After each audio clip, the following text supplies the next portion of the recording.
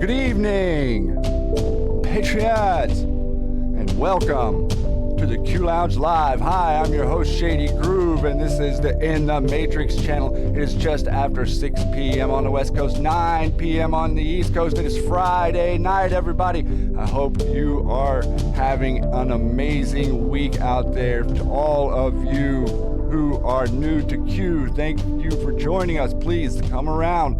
This is an amazing group out here. We have some great mods in the chat that will be sharing the links to the source of the sauce as we go along here, and they are an amazing bunch. And I'd like to say real quick, this is like our living room. We come together here for a circle. We come together to talk and chat and to get on the same page, because you guys know and I know that we are talking about some pretty terrible stuff out there. And everybody in the country is getting ready to learn a real big lesson. Guys, listen, what this president is doing is unprecedented. You've never seen anything like this. You've never seen any person stand up for you like this. It is incredible to watch.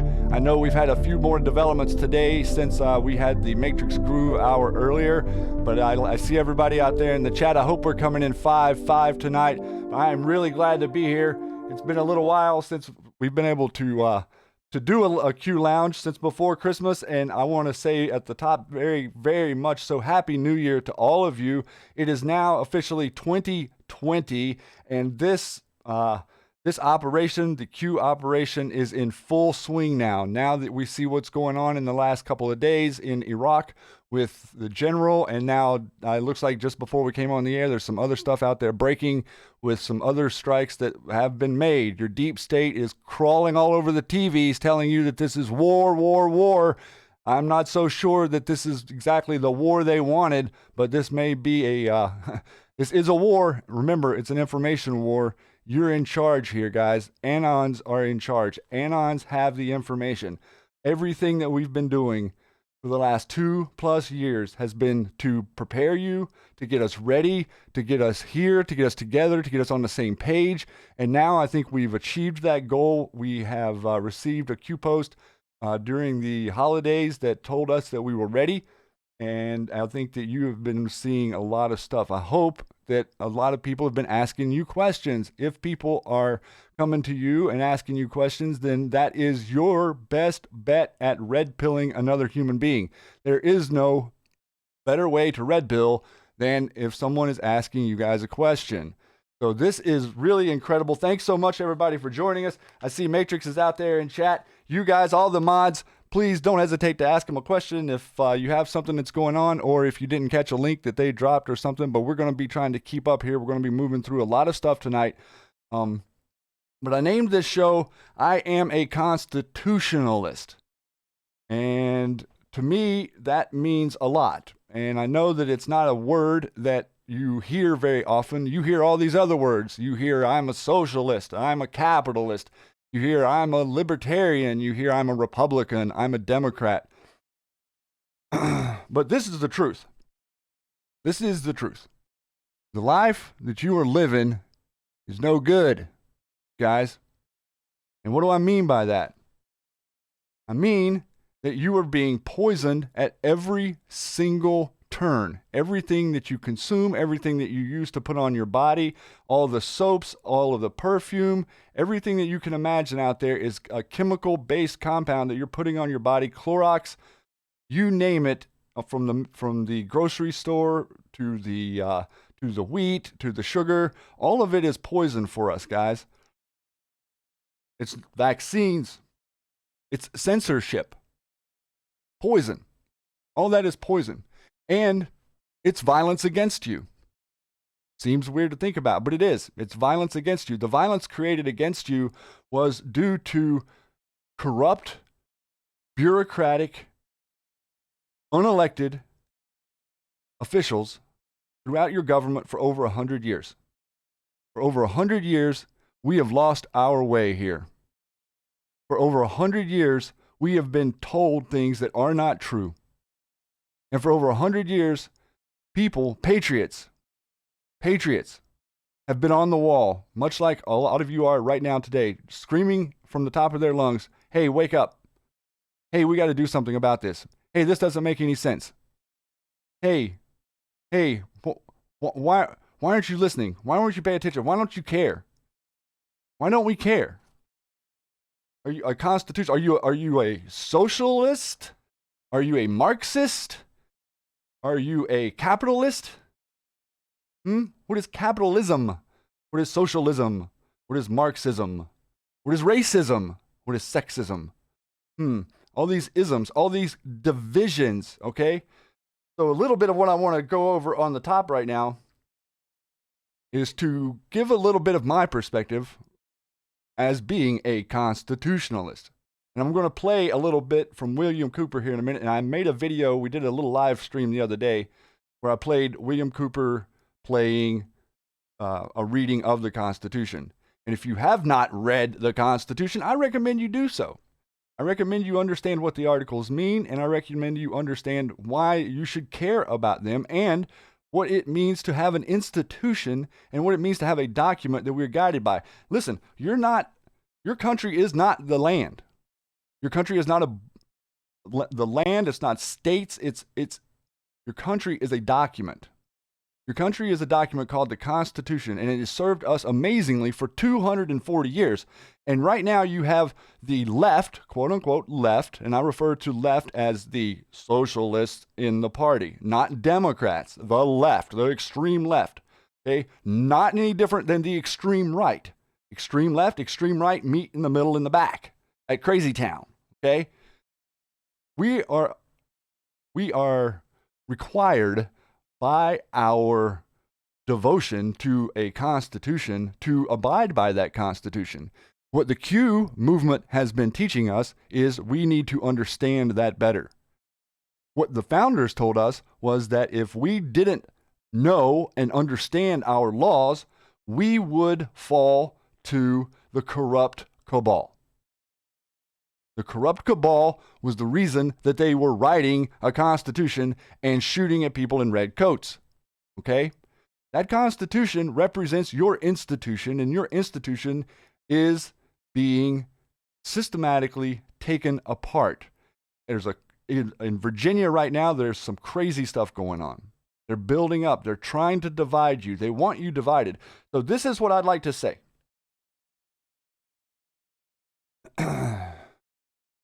Democrats are not your enemy. Okay?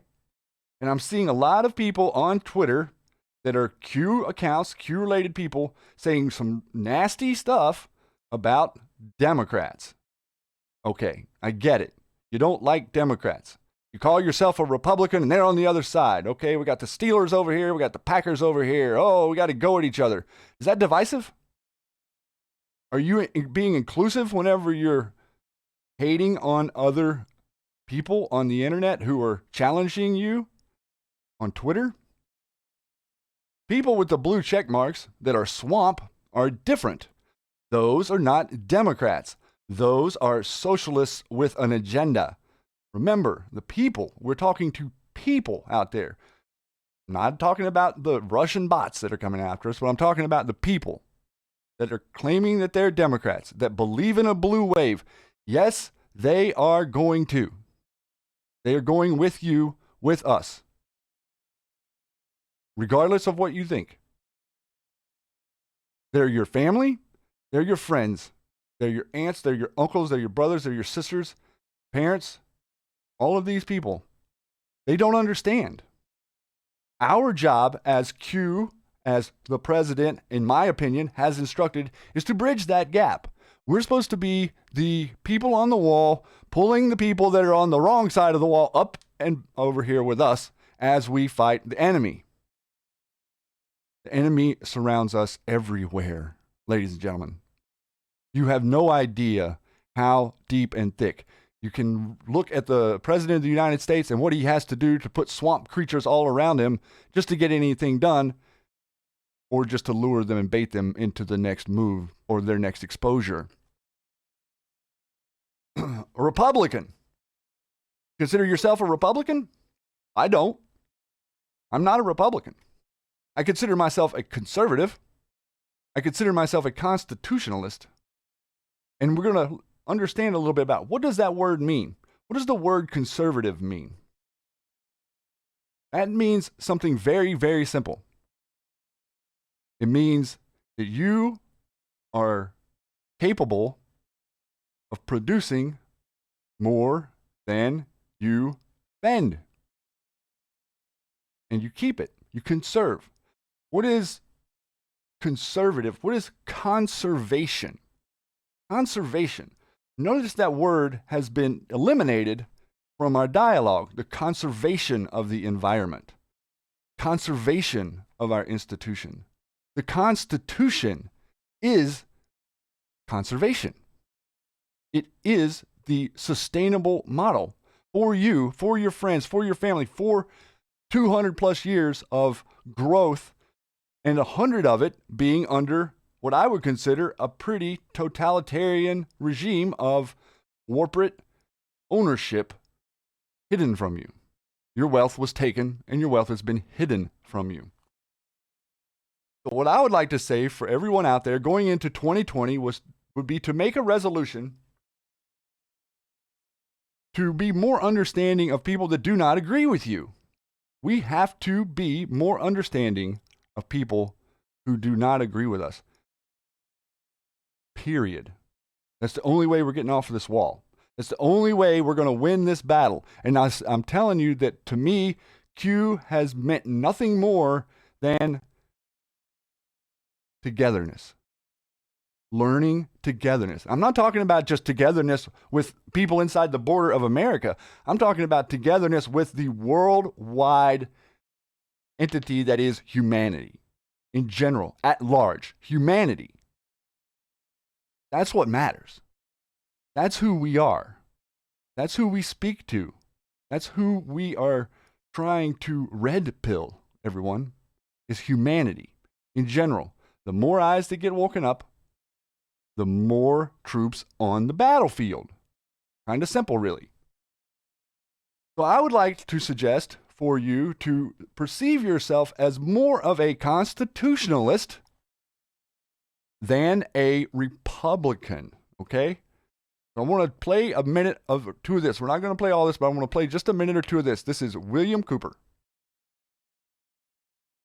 Because without a knowledge of the Constitution of the United States of America, you cannot listen to this show and understand what is being said. You can't understand where we're coming from or what it is that we're trying to do.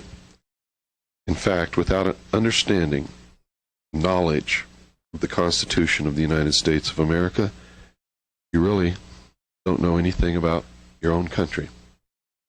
For you see, ladies and gentlemen, the United States of America is and resides within only one place, and that place is the Constitution of the United States of America and the Articles and Amendment thereof. There is no other United States of America. You can't find it by picking up a handful of dirt or crossing a border or talking to people or standing within a geographical area. All of the rights, freedoms, everything that we hold dear about this country, and I mean everything, literally,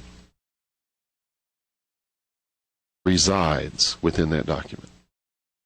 The United States of America will cease to exist and vanish from the face of the earth if that document is destroyed, if it is changed, if it is burned. If any of those things happen, this country likewise will be changed, burnt, destroyed, shredded. Most Americans have either forgotten that fact or they were never taught that fact to begin with. The Constitution of the United States of America and the Articles and Amendment thereof are the United States of America. There is no other United States of America. That is why things are happening today that people don't understand. Everywhere I go, throughout this great nation, people approach me and say, "Bill, I know something is wrong. I can feel it in my gut. I don't know what it is. Bill, please tell me what is wrong." The first question I always ask them is, do you own a copy of the Constitution of the United States of America?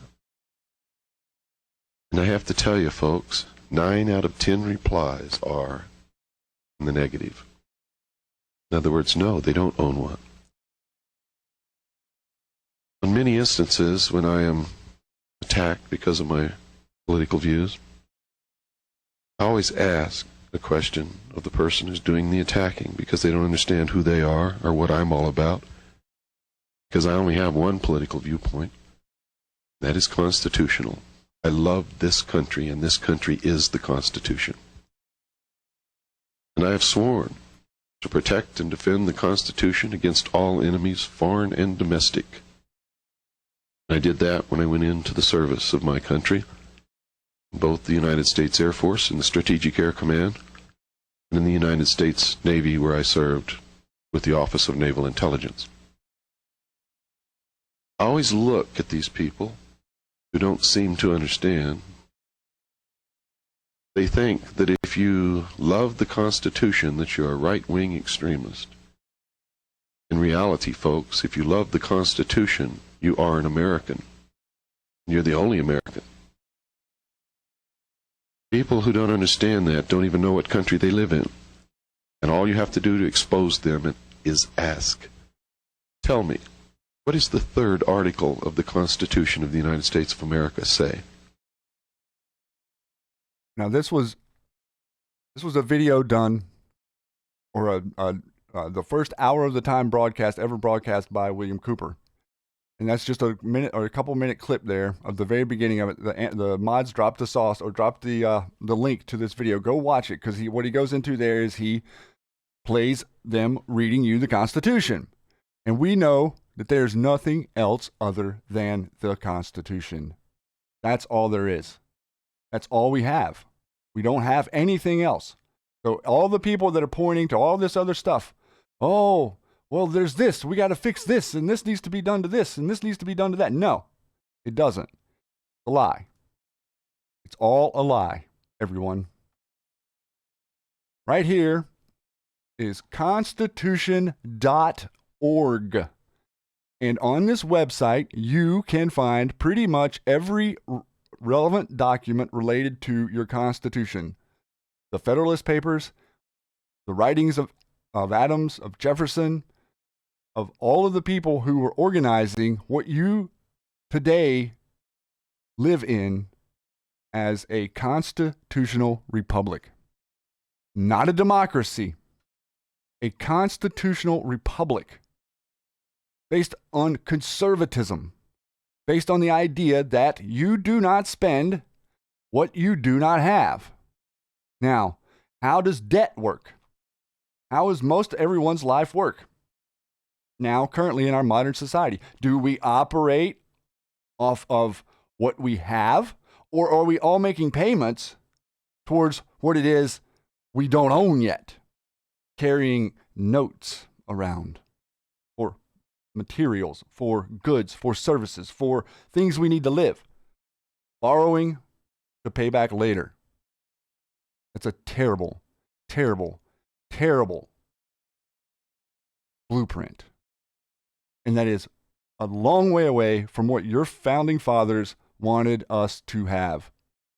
That is what President Trump, you, white hats, are attempting to restore, is our republic and our position in law, our position in court as a human being, not a citizen, a man of God, a flesh and blood man of God, not a citizen, not someone of an institution, not someone of a title, not someone of anything. Person, a real live person. Your fiction is what you currently have. Per the trust, your fiction, per your birth certificate, per your social security number, is a contract, per your marriage certificate. All contracts that you've signed giving away your constitutional rights for government-granted privileges. And those privileges come with restrictions. Like, for instance, driver's licenses. That's a privilege. You have sworn away your innate right to travel in America so that you can have the privilege to drive. A very good example. We all have the right to move around our country way before the internal combustion engine came along. This is an amazing resource for you and for anyone that you can turn on to start reading their Constitution. That's what we need. We need more people who are aware of the Constitution. Not even more people that are aware of Q. More people that are aware of Q, that's great. But more people that are aware of the Constitution and what it really says, that is of the utmost importance. How do you like your two-party system? Are you okay with it? Do you think that it works? Do you think that that's the way things should be? Following the publication of the Declaration of Independence in 1776 and before the successful resolution of the War of Independence in 1783, the American colonies decided it would be best to confederate, at least for the purpose of entering into strategic alliances with the European powers, perhaps waging war again with the mother country. This gave the U.S. the Articles of the Confederation in 1781, the first Constitution of the United States. But the Articles were soon deemed inadequate, and another constitutional convention was created in 1787, which resulted in the U.S. Constitution of 1789, but not without a fight. The Federalists were, of course, instrumental in the movement for the U.S. Constitution and for a stronger federal role. The so-called anti-federalists were concerned that the new federal government might overpower the states' sovereignties and abridge individual citizens' rights. Most states had a long and proud history of individual rights. The passage of the Bill of Rights as a permanent limit to the powers of the federal government answered much of that argument. Nonetheless, the struggle between a strong federal government and state sovereignties has been an important thread for the play of our two-party systems from the very beginning. From that beginning, in 1789, the United States didn't have a two-party system. It had George Washington, president without a party. Comparison for a moment.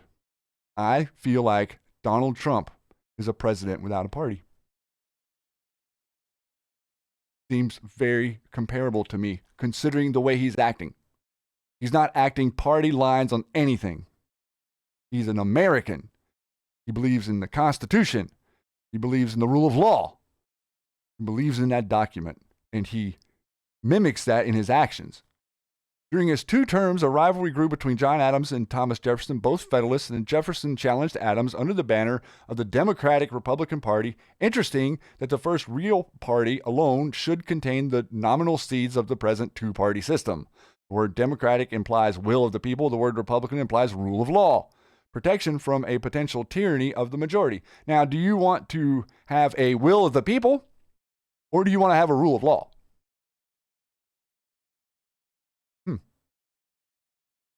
Don't you want both? So why the Democrats and Republicans oppose? Why is it 2 different views? Will of the people, rule of law. Why is that not the same thing? Mostly aristocratic and Virginian Democratic Republicans kept the presidency from 1800 to 1828. And the popular war hero Andrew Jackson became the first president from a new party, the Democrats, the true party of the people, with the exception of 1 term when the Whigs, a party of whose more clearly identified itself as the party of privilege than the Democratic Republicans, whom they replaced, won the presidency, and the Democrats held the White House in 1860. The Northern Abolitionist movement gave birth to the new party, 1856, the Republicans. Abraham Lincoln was their first successful candidate in 1860. The Northern anti-slavery, pro-business Republicans held the White House till 1912, with the exception of the Democrat Grover Cleveland and 2 non-consecutive terms. 1864 really marks the beginning of the two-party system of Democrats and Republicans. 1864.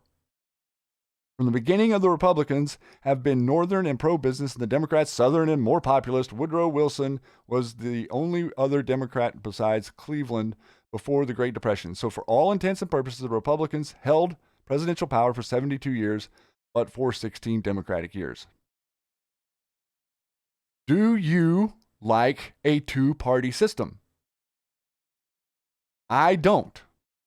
I personally don't think that a two-party system is worth a hill of beans. I don't think it's worth anything. I think that the idea that you have to subscribe to a party and then go through and do exactly what they say and don't think for yourself, do what the party says, or you're ostracized. What is the difference between that and what's going on in our world, in our society right now? What is the difference? Can you tell me the difference? It's a division tactic. It's a way to keep you separate. It's a way to make you to look at the other guy and say, "Brr, he's on that other team. Brr."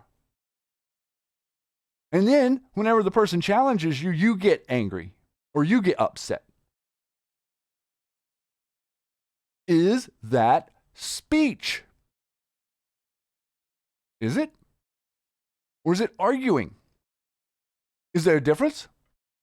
The media will have you believe that arguing each other on TV, like 2 cats going at each other, is productive. In theory, debating is very productive. But arguing is not. Because when you're arguing, you're stuck. You're stuck where you are. You don't want to hear them. You don't want to hear what they say. You don't care. I'm right here. It's me. Thump. You can go pound sand. taking that attitude on social media isn't getting us anywhere. It really isn't. So more than anything, I'm going to explain to you that your world is engineered. Your world is engineered from long ago. Okay? First World War, Second World War, Third World War. Do you think that what President Trump is doing right now is starting World War III? Do you think that's going to be the end result of this? Because every deep state player on TV is saying that. Third World War must be fomented by taking advantage of the differences caused by the agitor of the Illuminati between the political Zionists and the leaders of the Islamic world. Well, well, well. Who am I to think that that was written in 1800s whenever the Constitution was being subverted and the two-party system was being instituted among us for the purpose of enslaving you to a party thought form? I can't think that because I'm a Republican. I can't think that because I'm a Democrat. I can't think that because... Please work on being a constitutionalist. Work on identifying yourself as a constitutionalist because there's no argument there. There's no way to argue that point. I'm a constitutionalist. That is what I believe. If you think differently, why are you here? If you don't believe in the Constitution, what's the purpose? You want to take a knee during the national anthem? You have every right to. But what do you give up? What do you give up to not stand with everyone under a constitutional republic? You give up your freedom. That's what you're giving up. Freedom is the expense of being at each other's throats. Division. I believe that with the President of the United States, Donald Trump, standing there taking an unbelievable amount of attacks, none of us can compare. None of us can even fathom what it is that he's doing to stop this, the Third World War.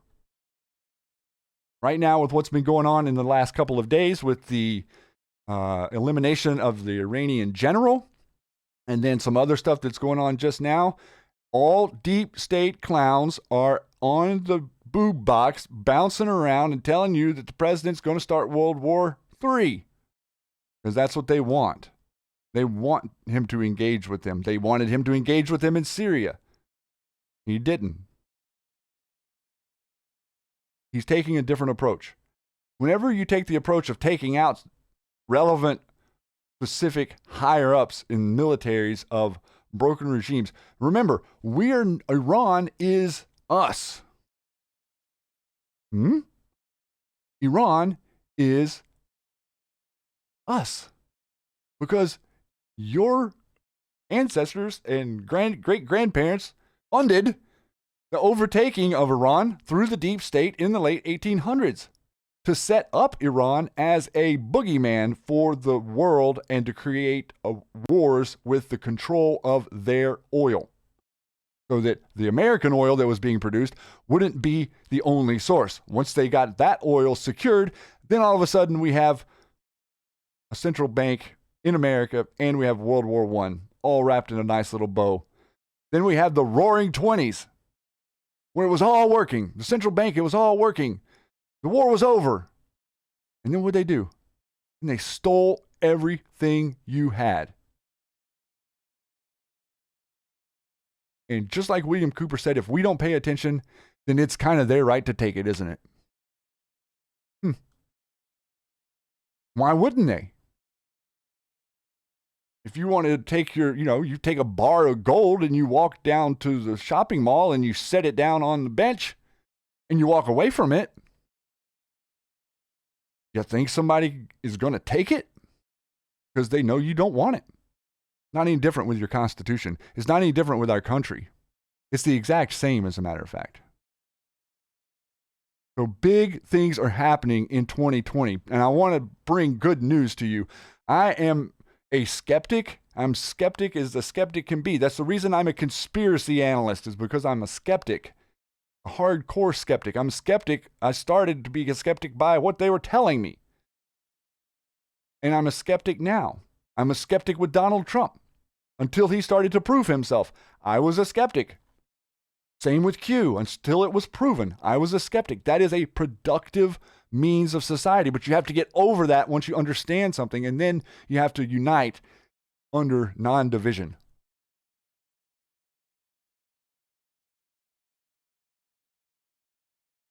Here, Taylor Durden in the Zero Hedge a couple weeks ago printed a Q post. What happens when 90% of the media is controlled and owned by 6 corporations? What happens when those same corporations are operated and controlled by a political ideology? What happens when the news is no longer free from bias? What happens when the news is no longer reliable and independent? What happens when the news is no longer trustworthy? What happens when the news simply becomes an extension arm of the political party? Fact becomes fiction. Fiction becomes fact. When does news become propaganda? Identity creation. How does the average person who is under constant financial stress by design find time to research and discern fact versus fiction? Majority of people more prone to believe someone in power sitting behind a big brand name, news name. Do people, the human psyche, tend to follow the majority mainstream viewpoint in fear of being isolated and or shunned? Mainstream is used for a reason, dominate trend and opinion. If the majority of people believe X, then X must be validated true. Why do mainstream media heads within different organizations always use the same keywords and catchphrases? Coordinated? By who? Outside entity providing instructions? Do they count on the fact that people, the human psyche, are more prone to believing something if it's heard over and over again by different trusted sources? Do echo chamber tactics provide validation, credibility to the topic point being discussed? Threat to intellectual freedom? Will control over of those institutions, organizations allow for the mass control of the population's viewpoint regarding a desired topic? Read again, digest. Would control over and of these institutions and organizations allow for the mass control of a population's viewpoint regarding a desired topic?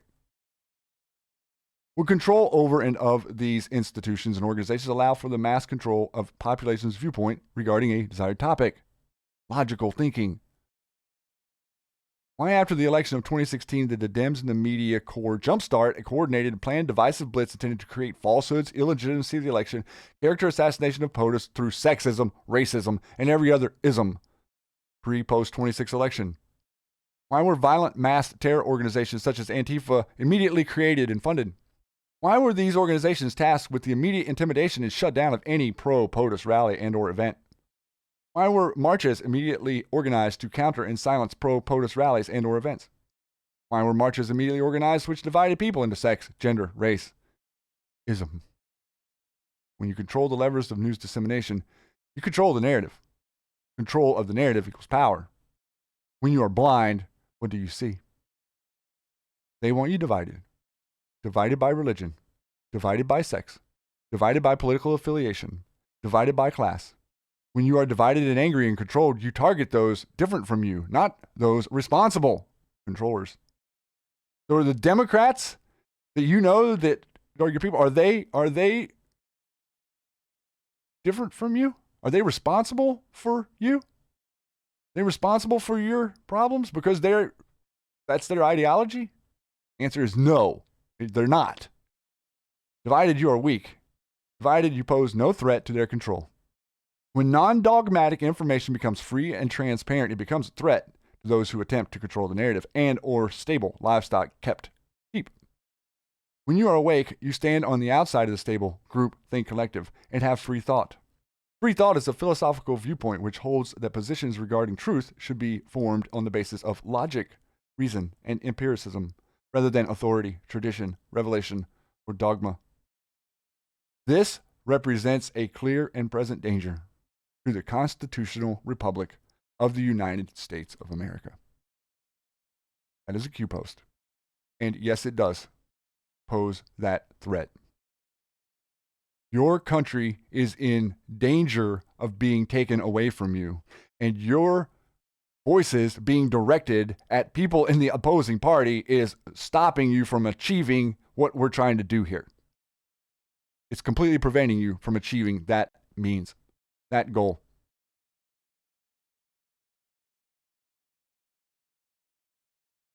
That's my message for you tonight. You are a constitutionalist. You believe in the truth. And we know that without truth and transparency in government, it fails. With truth and transparency in government, it would succeed. They're presenting to you the failure so that X amount of the population will not give a rat's behind about this document that I hold sacred, that I would die for. I would die for trying to fight to keep this Constitution. And most of the people I'll bet out there in the chat feel the exact same way I do. So make sure that whenever you perceive yourself as the martyr, that you're understanding the communications of which you are martyring yourself. We're all in this together, worldwide. We're constitutionalists. We're Americans. We need to start acting like it. In our debates, not arguments. If we can do that, I promise you that this 1%, this less than 1% infestation on planet Earth would be revealed, turned to dust, and eliminated in a matter of hours. Because light is the best disinfectant. Light is what it is we're coming here to share with all of our brothers and sisters who are supporting President Donald J. Trump for 2020. Don't be arrogant with people who are anti-Donald Trump. Give them their ability to be anti the president. Red pill differently. We're going to get into a little bit of that. I'm going to read you a little bit of some techniques here in a few minutes. First, I want to play your president today. Thank you very much, and good afternoon. As president, my highest and most solemn duty is the defense of our nation and its citizens. Last night, at my direction, the United States military successfully executed a flawless precision strike that killed the number one terrorist anywhere in the world, Qasem Soleimani. Soleimani was plotting imminent and sinister attacks on American diplomats and military personnel, but we caught him in the act and terminated him. Under my leadership, America's policy is unambiguous to terrorists who harm or intend to harm any American. We will find you. We will eliminate you. We will always protect our diplomats, service members, all Americans, and our allies. For years, the Islamic Revolutionary Guard Corps and its ruthless Quds Force, under Soleimani's leadership, has targeted, injured, and murdered hundreds of American civilians and servicemen. The recent attacks on U.S. targets in Iraq, including rocket strikes that killed an American and injured 4 American servicemen very badly, as well as a violent assault on our embassy in Baghdad, were carried out at the direction of Soleimani. Soleimani made the death of innocent people his sick passion, contributing to terrorist plots as far away as New Delhi and London. Today we remember and honor the victims of Soleimani's many atrocities, and we take comfort in knowing that his reign of terror is over. Soleimani has been perpetrating acts of terror to destabilize the Middle East for the last 20 years. What the United States did yesterday should have been done long ago. A lot of lives would have been saved. Just recently, Soleimani led the brutal repression of protesters in Iran, where more than 1,000 innocent civilians were tortured and killed by their own government. We took action last night to stop a war. We did not take action to start a war. I have deep respect for the Iranian people They are a remarkable people with an incredible heritage and unlimited potential. We do not seek regime change. However, the Iranian regime's aggression in the region, including the use of proxy fighters to destabilize its neighbors, must end, and it must end now. The future belongs to the people of Iran, those who seek peaceful coexistence and cooperation, not the terrorist warlords who plunder their nation to finance bloodshed abroad. The United States has the best military by far anywhere in the world. We have the best intelligence in the world. If Americans anywhere are threatened, we have all of those targets already fully identified, and I am ready and prepared to take whatever action is necessary. And that in particular refers to Iran.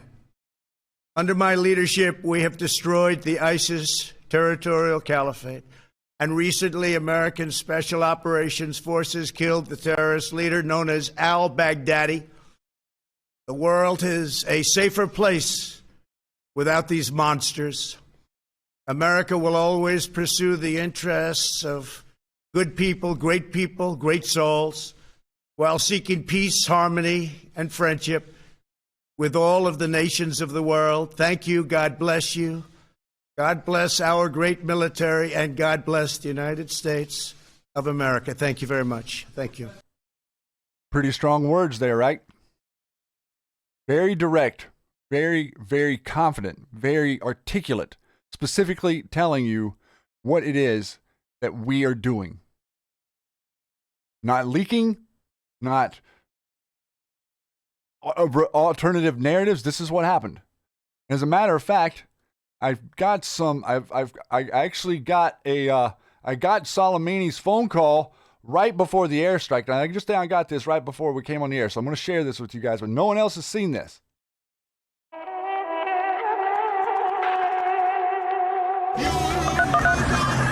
Yo, Hillary, what the fuck is going on?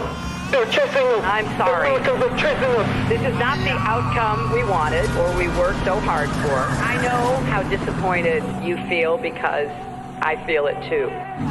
Fuck you, Hillary, we had a deal. Oh, wait a minute. Wait a minute. Is that a missile? Is that a missile? I said a fucking missile. Fuck you. It's like in a state of shock. That is live for the Q Lounge audience tonight. No one else has seen that. There's a recap of what happened yesterday.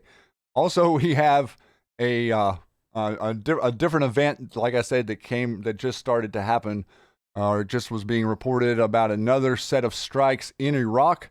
I saw a couple of news articles saying that it was other Iranian leaders, but I still at this point am not 100% sure exactly that. But your president is fighting the spy operation. This is a graphic for the spy operation. This is bringing in No Name. This is bringing in Fusion GPS, Perkins Coie, Brennan. Let me tell you something. Right here, you see on this graph, White House, Valerie Jarrett, DM, JB, and John Brennan. John Brennan, CIA John. Let me tell you something. This Soleimani guy and John Brennan were good friends. Soleimani was John Brennan's contact there, the general for the CIA in Iran, running operations.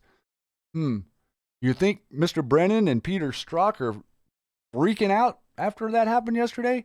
Did you look at your news media today and what they're doing? Look at how they are towing the line, saying that the president had no right to strike this guy. This person, we know, was flying in, landed in Iraq, and was picked up by militants who were in charge of the siege on the embassy 2 days prior. So it's kind of admitting guilt if you get into trucks with the militias who are being somehow let in by the Iraqi forces past the fences and gates into the green zone. John Brennan, Peter Strzok, Lisa Page, we've exposed their connections to Iran. Not the people of Iran, the CIA deep state control of Iran that never went away. Iran is mentioned in the Q post like 70 some times. It's very important. Israel is last in the Q post. Why is that?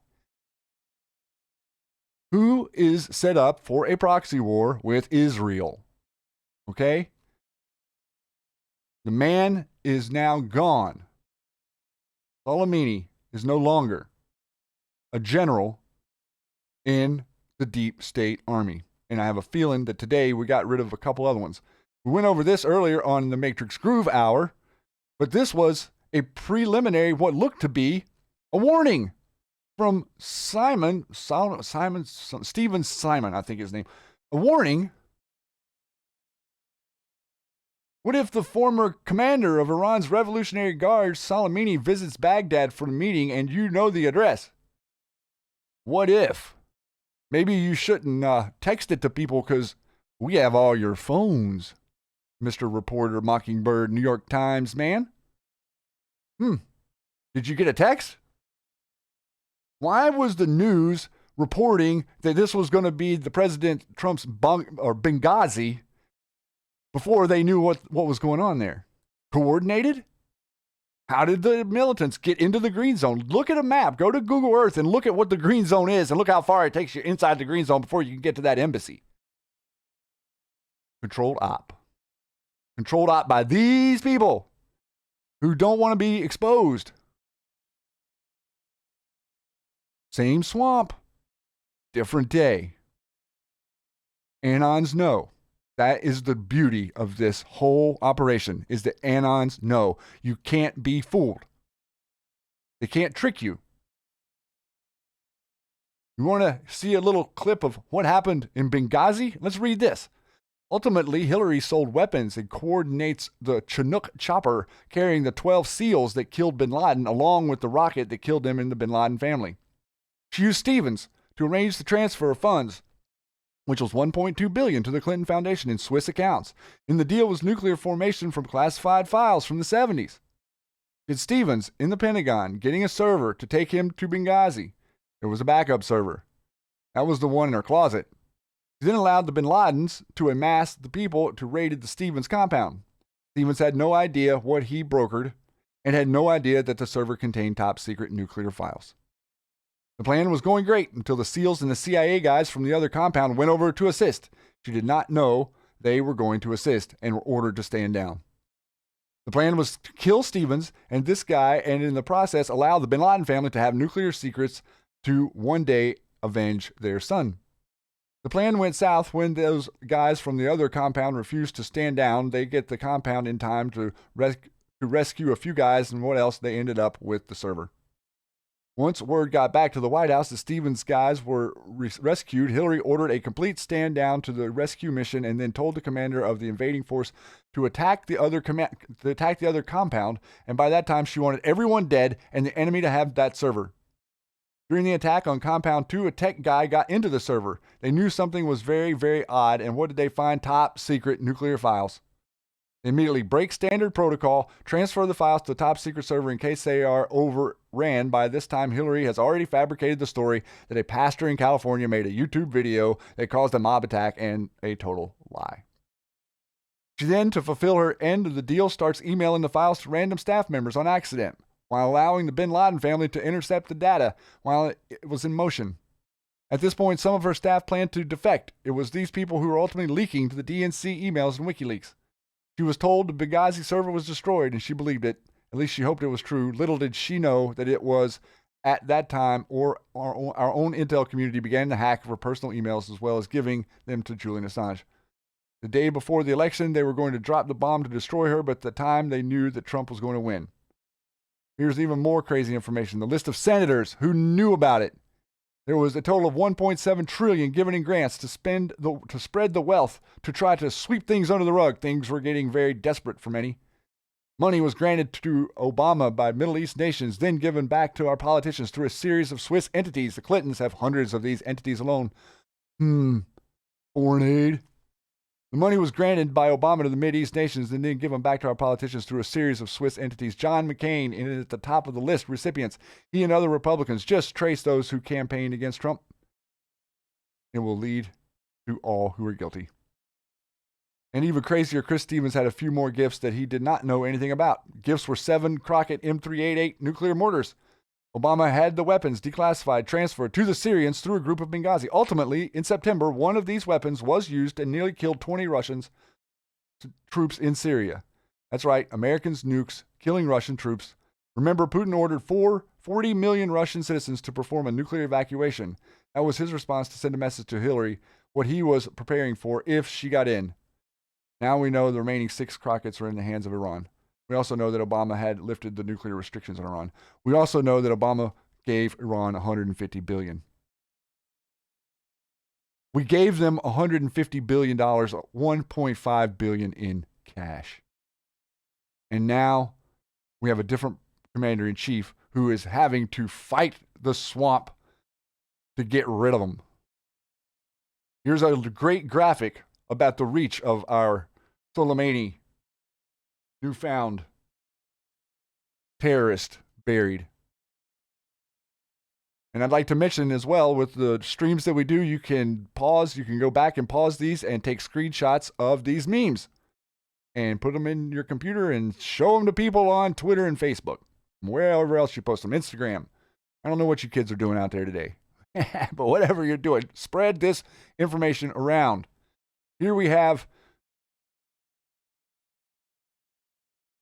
New Yorker article, September 23rd, 2013. Qasem Soleimani, and the Iranian operative who has been reshaping the Middle East, now is directing Assad's war in Syria. Not anymore. Not anymore. Swamp creatures, be gone.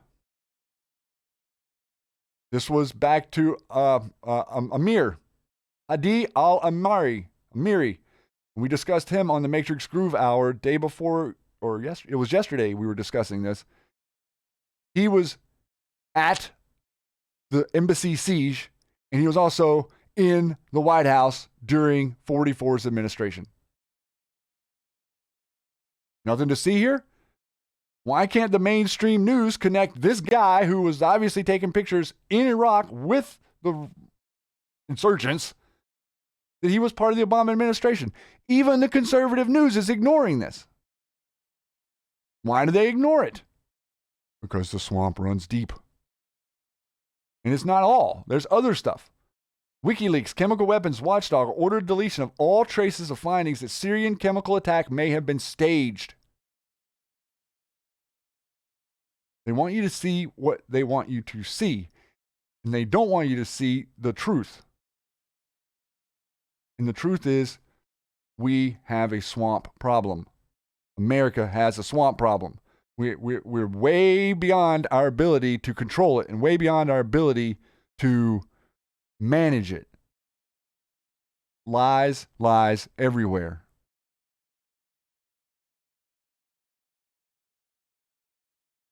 Think about it. How deep does it go? This is amazing news from this week that almost, again, nobody really covers this.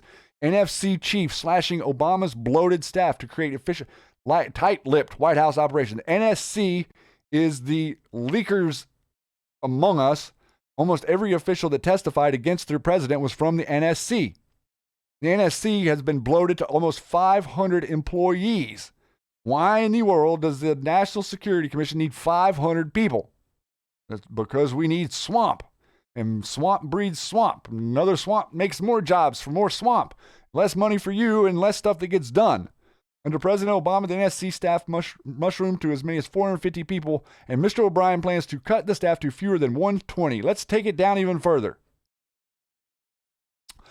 My Secretary of State Pompeo the other day announced that he was going to go to Ukraine, and our little CIA guy, deep state in charge there, Bill Taylor, that testified at the Schiff hearings, quit when he heard that Pompeo was going to Ukraine. Why? This is a projection of what it is that, or this is a sample of what it is that is the problem. This guy is fixing it. I'm not saying he's doing everything perfect, but to me, he is doing things that I can see that I would do. Matrix and I have this discussion more than you know. Like, how could we make a different decision? If the man is making a decision that I would make in the situation, considering the limited facts that we have, supporting him is a no-brainer. Look at what he's doing. This is swamp removal. Each one of these people probably makes $200K a year minimum. Times 300? That's some New Year's resolution you can be proud of, be happy about. Another form of winning. This was December 10th. Trump shuts down the WTO appeals court, sending EU, China scrambling for Plan B. Axios certainly has the best into today's bombshell development. Internationalists have always dreamed of a court with jurisdiction over all the countries of the world. Since 1995, the WTO was created, allowing the world's countries to press claims against one another for the first time. But it won't survive the Trump presidency, as on Tuesday, his administration has effectively brought it to an end, neutering its ability to intervene in trade wars, having blocked all new appointments to its dispute resolution court. This is huge because this is like what they were trying to do to control America. They were trying to make us as Americans subject to this garbage.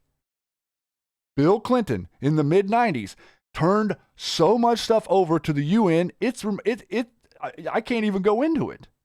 It's so much land that he signed over, just signed right over to the United Nations to come under these treaties. These treaties are null and void if you have a constitution. If you read your constitution, you don't need these treaties. We don't need a World Trade Organization. If the rest of the world wants to go get involved and have themselves a World Trade Organization, have at it. We don't need it. And if people pay attention to the example that we're setting and implement that example within the boundaries of their own country, they wouldn't need it either. This is cabal control. This is the control system. This is the epitome of the control system and what they were trying to set up to take away from us, to steal your wealth. The president says, I want to make America wealthy again. This is what he means. I want to do things that make sense again. This is what he means. So we've gone through a decent amount of the stuff that's current. And we've talked about being a constitutionalist, and we talked about what it means to understand your constitution. We've talked about what it means to be in and off of a political party, and we've talked about how we're going to get this stuff to your friends. So this I want to read. This was actually reposted by Beer at the Parade just a day or two ago, like yesterday. But this was posted for last year, and I think I read it on the lounge last year. But I think we have a bunch of new people here, and so I want to read this again, so you can get an understanding of what it is and how you can think and process this with other people. This is our only fighting chance. We don't have another shot at this. We need to do it right. And you need to quit ostracizing people because you don't like what they think.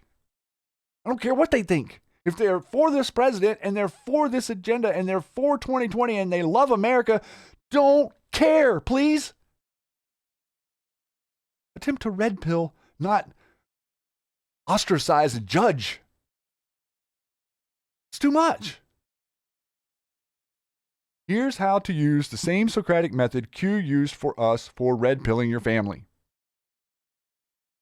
Friends, coworkers, and neighbors without ruining your relationships or being labeled as a conspiracy theorist. First and foremost, red pilling is a process, not an event. It requires patience and skill. Find some common ground where they've already questioned a mainstream media narrative. JFK, RFK, Oswald, John, Clintons, Clinton Foundation, Arkansas, BHO, birth certificates, 9/11, Building 7, no video of plane hitting Pentagon, missing $2.3 trillion, Halliburton, rigged primary elections, mainstream biases, Russian collusion, Fox News, CNN, etc. Once common ground is discovered, let them tell you everything they have learned about the topic. Even if you disagree, don't say anything. Listen. Once the topic is fully explored, compliment them on their knowledge and then ask if they think if it also ties to blank, another topic, event, lie you might want to make them curious about. If they agree, do not dump on them with information you've already learned. Ask them to dig into it and agree to speak about it in a week or so. During the second conversation, let them be the expert and teach you. Keep playing dumb. Be sure to praise them for their open-mindedness and encourage them to keep learning. Ask them to learn about another topic that relates to this one and agree to speak again in a predetermined time. Then let them teach you again, regardless about how much you already know about the topic. Ask a lot of questions. Allow them to sell themselves on new ideas. People never argue with their own ideas, but they subconsciously push back against other people's ideas. The human condition. Recognize it. Be aware of it. Always play dumb. Let them become the expert. Ask for their help solving a puzzle. Let them be the expert. For example, hey, Dad, you've been around a lot longer than I have. Can you remember any time in our history when the top dogs at the CIA and the FBI and DOJ had all been fired within the same year? It seems weird to me. Does Comey, McCabe, Strzok, Page, or Brendan Clapper and the group have anything in common? I'm lost here. Can you help me understand this mess? Let him dig and become the expert. Works every time.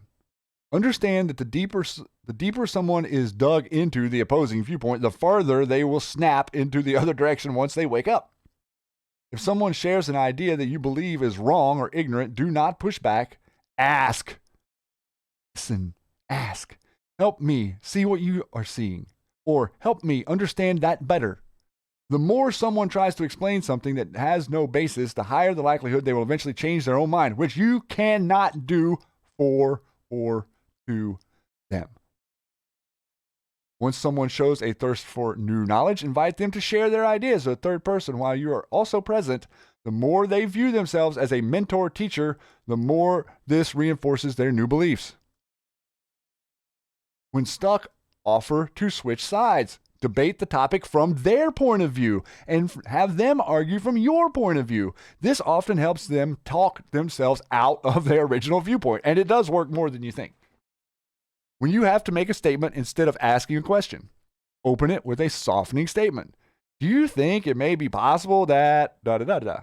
Or I'm not sure this is right, but I just read This provides possibilities for you and the other person.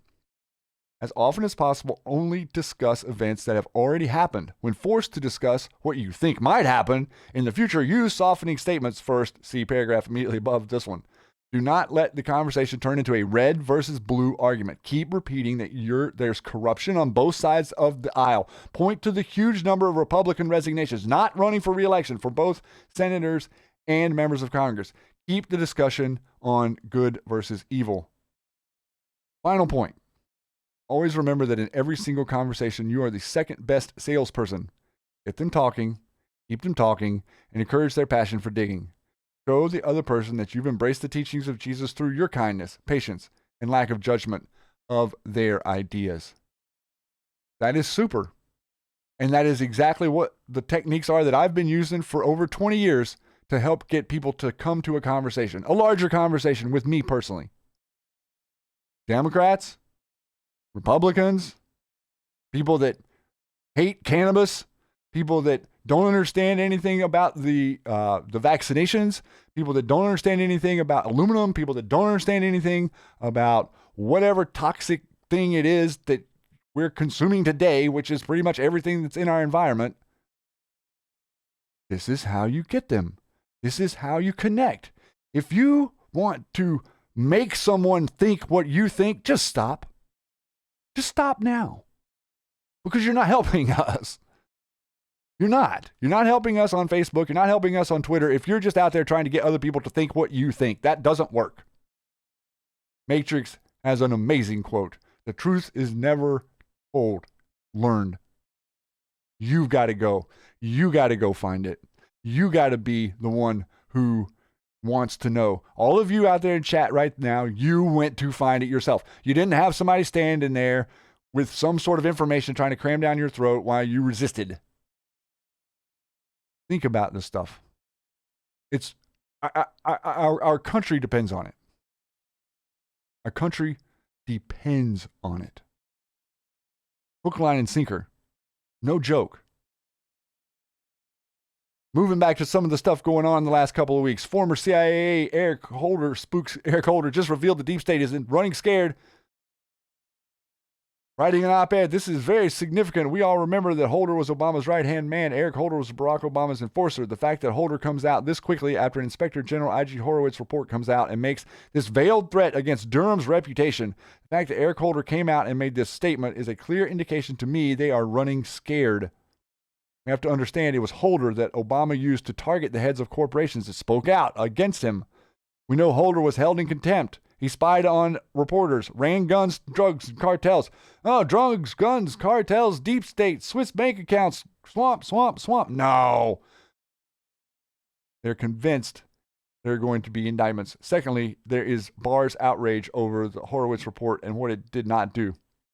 He made statements that there was spying and action by government officials that need be criminally looked at. Barr's outrage over this shows me that there is going to be indictments and that he is taking this seriously. Again, with Holder comes out, puts out this bombshell in the Washington Post, which is another indication that the indictments are coming. Brennan, former Obama administration CIA director, is going to be at the top of the list. I think that what we just did in Iraq, and I haven't studied what we did today, but what we did yesterday in Iraq and taking out Soleimani was a direct comm to Brennan. Direct comm. We're telling you, hey, bud, game's up. Time to pay the piper. What move are you going to make now that he's gone? How much time do you have to put in somebody else that has the connections that this guy had? What if we get him too? What if we got him today? I don't know exactly what happened, like I said, but it's just speculating a little bit there. On October 17, NSA Director Rogers disclosed FISA abuse days after the page warrant. This article is important because this shows that immediately after the illegal warrants were obtained, we had Admiral Rogers.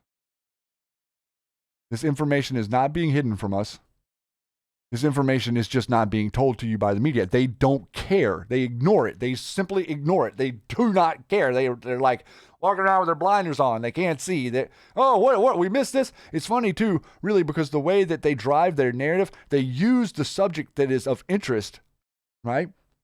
And then they come at you with the narrative. And so almost like the way that they're presenting something, you can't see the truth because the lie that they're telling you is the opposite of the truth. So looking at it on its face, it looks normal. But the reality is it's a backwards, mirrored, organized, Hegelian dialectic attack. And it happens on the micro as well as the macro. Admiral Rogers was a hero. Plain and simple. There was another big article. Remember, we're talking about mob. We're talking about cabal. We're talking about cartel. We're talking about ancient cabal. Talking about Italy. Hundreds arrested in the biggest raids on Italian mafia since Cosa Nostra crackdown of the 1980s. We going after the crime families? Does your president and Rudy Giuliani have any experience going after crime families? What's happening? Corruption is deep, and it's worldwide. And you're seeing stuff be done about it. In this article, it says the coordinated raids targeted the Fier Integrale Mafia from Calabria, the southern region that forms the toe of the Italian boot. Police said they had dismantled a sophisticated criminal web that linked Mafiosi with politicians, lawyers, accountants, and Freemasons. Secret societies. Mr. Brennan, secret societies. Mr. Strzok. Dismantling of the cabal is happening. This is a link that I want the mods to drop to you guys because I'm not going to go through. This is a big read here, but it's showing you, this will connect you to the Schiff family. Jacob Schiff, head of the New York investment firm Kuhn and Laub and Company, one of the principal backers of the Bolshevik Revolution and personally financed Trotsky's trip from New York to Russia, a major contributor to Wilson's presidential campaign, an advocate for the passage of the Federal Reserve. He was one of the creatures at Jekyll Island. Schiff. Okay?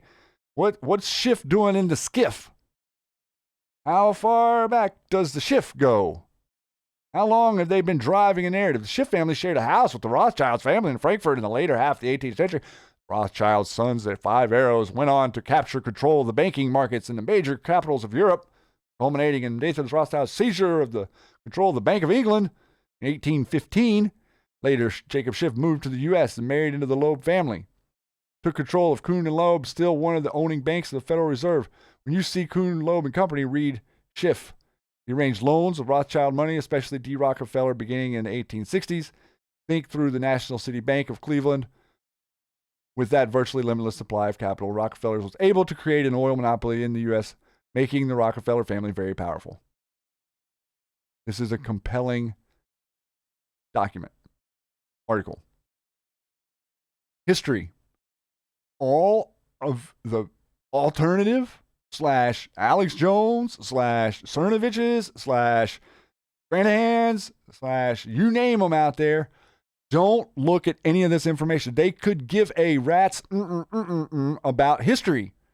And the idea that we're looking back in history makes them mental.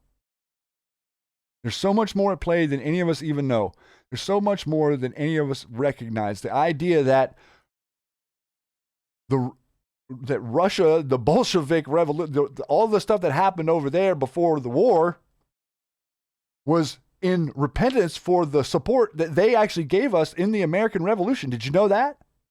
Did you know that the Russians, quote unquote, supported America trying to get away from the cabal in the 1700s? And they weren't too happy about it because it worked. Grudges go for generations, not just for lifetimes. This I'm not going to dig into, but I wanted to put it here so that my great and wonderful stellar mods out there can give you the information. Read this. Go through and read it.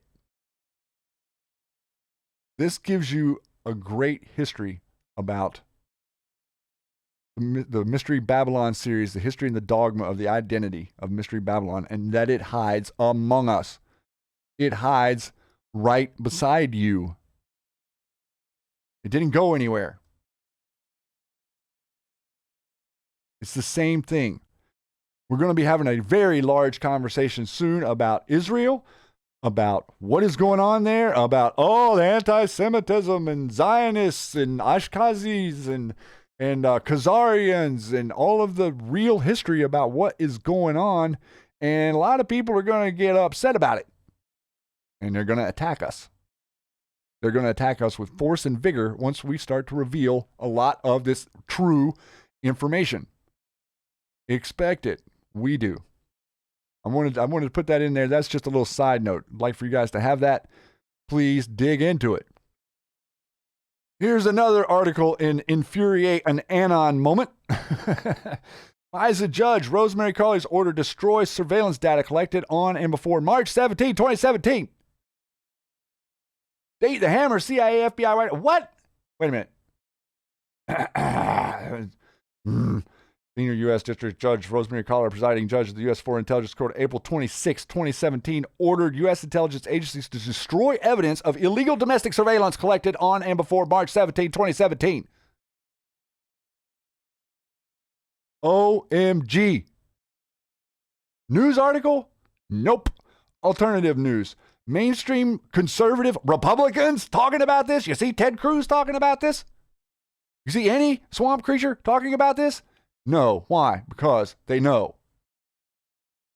This is a FISA court judge ordering the destruction of evidence against them. Did you ever sit back and wonder how we went 2 years and none of these FISA judges stood up and said, hey, why did you fool me? Why did you guys lie to me whenever you presented this? Why did you omit exculpatory information about General Flynn? Why did you do that? No, they didn't do that. They did the exact opposite. Like, We got to get rid of this information. Destroy it. Do you think that points to corruption? To me, this is the biggest story of 2019. Look at this.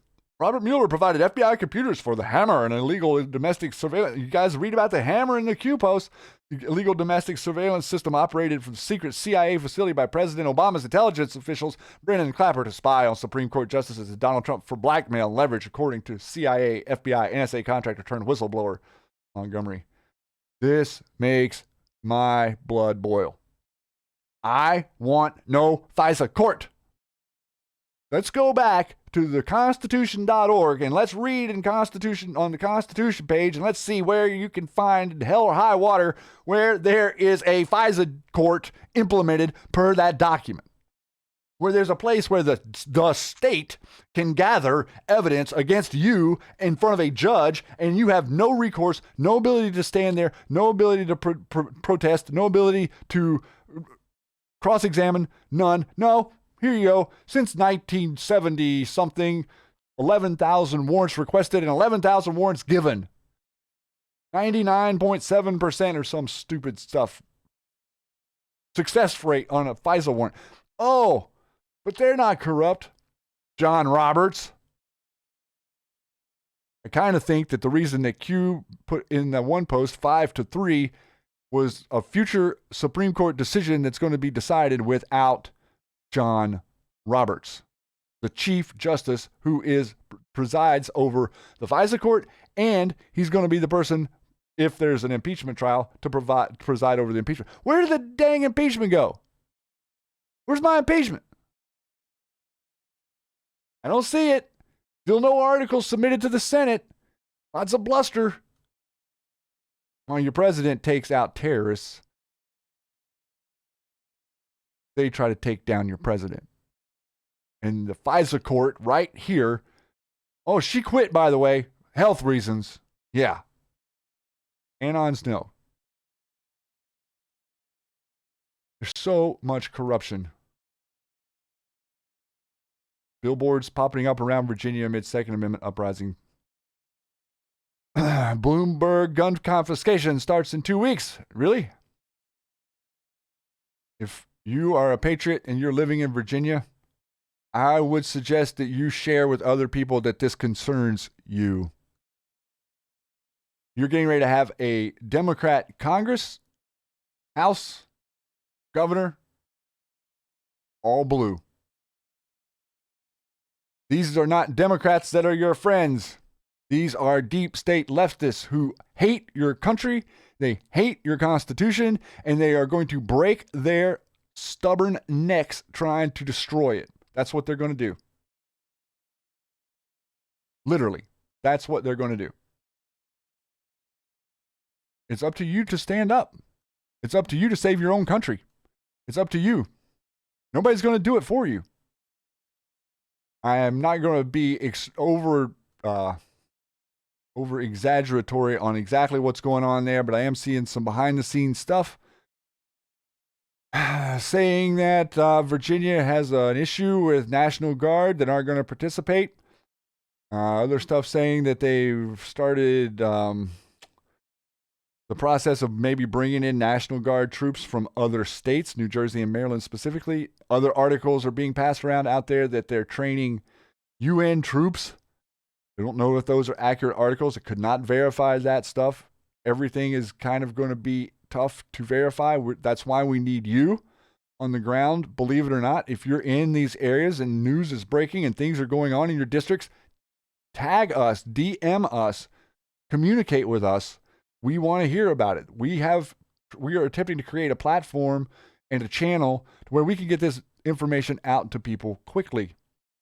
Let us know what's going on. What are they doing there?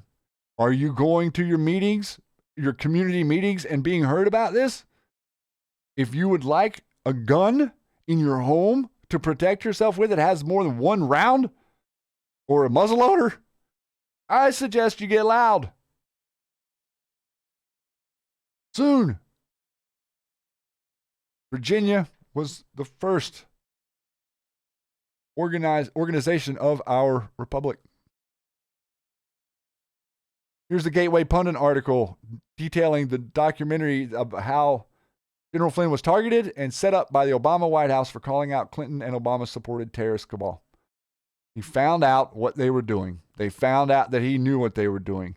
And they smeared this guy by inviting him to an event with Vladimir Putin, setting him down, making his seat right beside Vladimir Putin, taking pictures of him there with him, speaking to him, and then coupling that with a complete lie that he was having an affair with some sort of Russian spy to smear him and make him look like a traitor in public. Way before Donald Trump.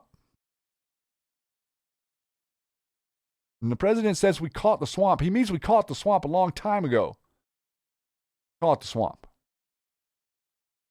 In this past week, the president has retweeted QAnon conspiracy hashtags to his 68 million followers. Yes, he did. I think it was a total of 21, ladies and gentlemen, 21 Q accounts, not necessarily QQ accounts, but accounts that had where we go, when we go hashtags, QAnon hashtags, Q hashtags, patriotic accounts that were saying stuff positive to the president. 21 of those accounts were retweeted by the commander-in-chief, and the Mockingbird lamestream morons had a proceeded meltdown of the utmost spectacular fiasco design there. I mean, they melted down on Twitter within minutes. Within minutes, CNN were putting out stuff from Brian Stelter talking about how, you're spreading David Duke propaganda. Would you stop with the David Duke? Nobody knows who David Duke is. Nobody cares who David Duke is. What we care about is our country. We care about the truth. And the truth is, President of the United States was retweeting Q accounts. That was the truth. That's what he did. What are you going to do now?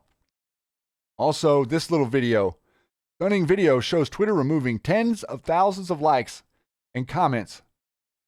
Okay, this is still up. I thought they actually took this down. But this person was able to record it, removing the likes. 10,000 chunk. Gone.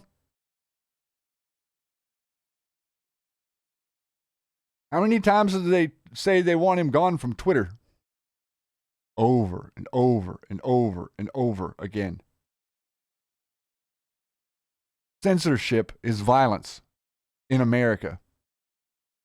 Foreign people who live in America who are not Americans don't understand this.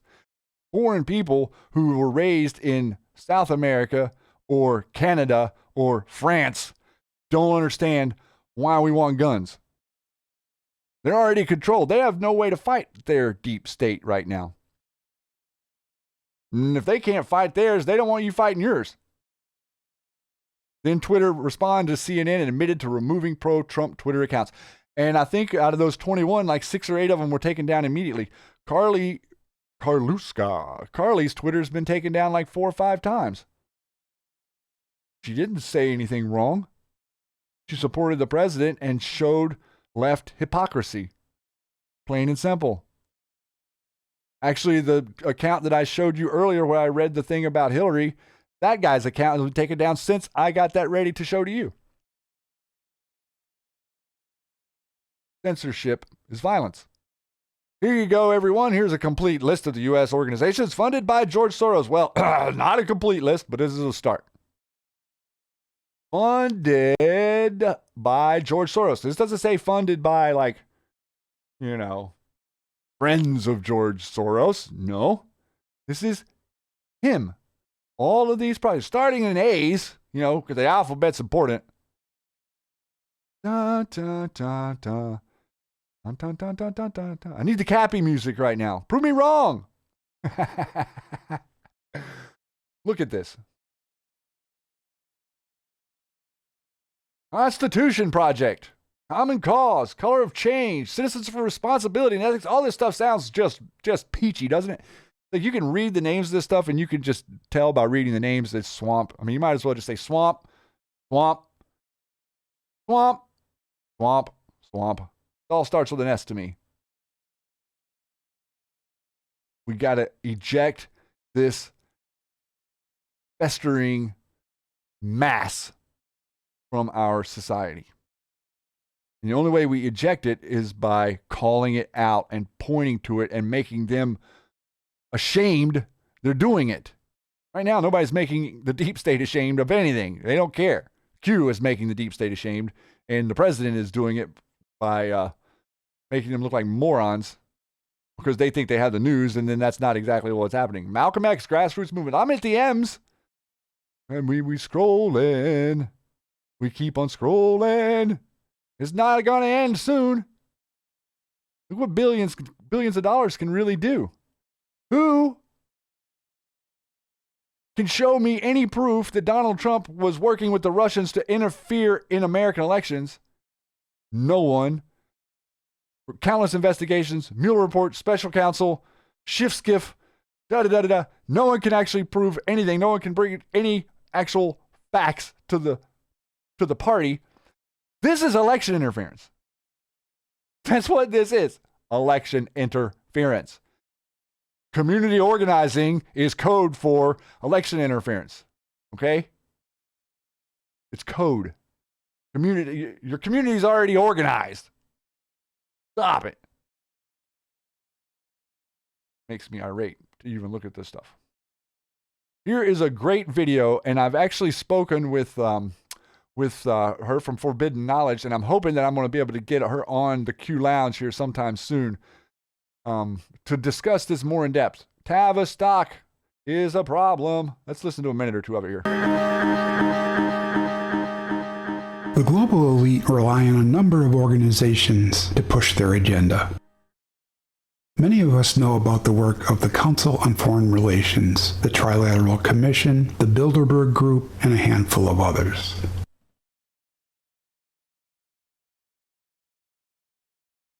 The Tavistock Institute for Human Relations is included and instrumental in this collection of subversive organizations.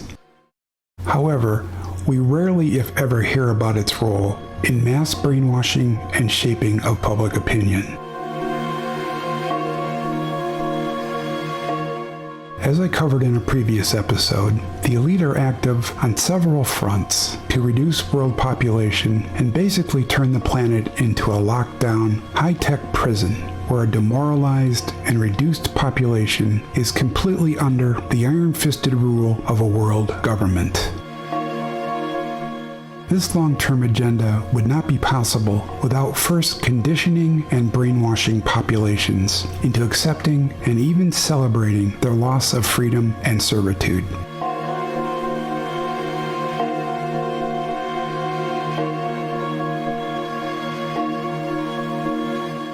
The control agenda of the Tavistock Institute was first exposed in 1969 by author and researcher John Coleman. His monograph, The Tavistock Institute of Human Relations, Shaping the Moral, Cultural, Political, and Economic Decline of the United States of America. Now look at that. Shaping the moral, spiritual, cultural, political, and economic decline of the United States of America. And they tell you right there that they started this institute in '69. That's like the hard building. This has been going on. This has been going on since before Lincoln. Long time, since before Jackson, probably.